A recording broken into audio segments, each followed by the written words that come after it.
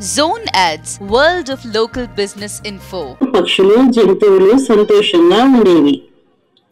ఈ పక్షులు జంతువులన్నింటిలోనూ మనకు కాకి కథ తెలిసిందే.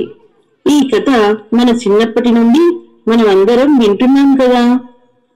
కానీ ఇప్పుడు ఈ కాకి కథ మన ఏఎంకే స్కూల్ చిన్నారులు మరియు వారి తల్లిదండ్రుల కోసం మరొకసారి.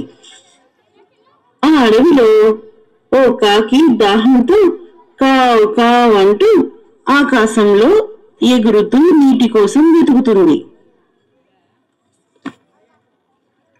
అది మండే వేసవి కాలం కావడంతో ఎక్కడా నీరు కనపడలేదు. అటు ఇటు ఎగురుతూ చెట్ల మీద కొండరాళ్ల మీద కూర్చుని నీటి జాడకై వెతకసాగింది.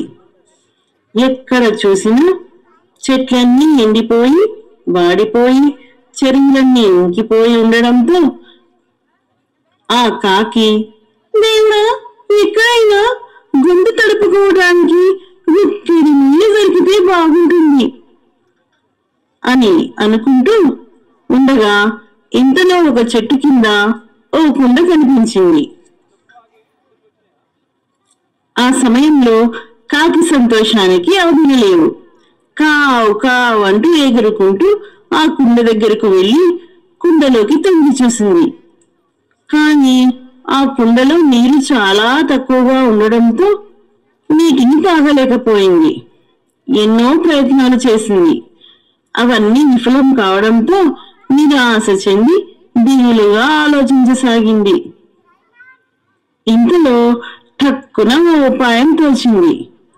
కొంత దూరంలో చిన్న చిన్న రాళ్ళని చూసి వాటిని ఒక్కొక్కటిగా కుండలోకి వేస్తూ నీరు పైకి రాగానే నీటిని తాగి తన దాహాన్ని తీర్చుకొని కావ్ కావ్ అంటూ సంతోషంగా దేవుడికి కృతజ్ఞతలు తెలుపుకుంటూ ఆకాశంలోకి రివ్వున ఎగరసాగింది.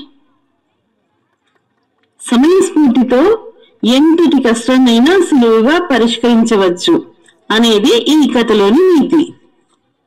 Subscribe to our channel, click the bell icon and select all.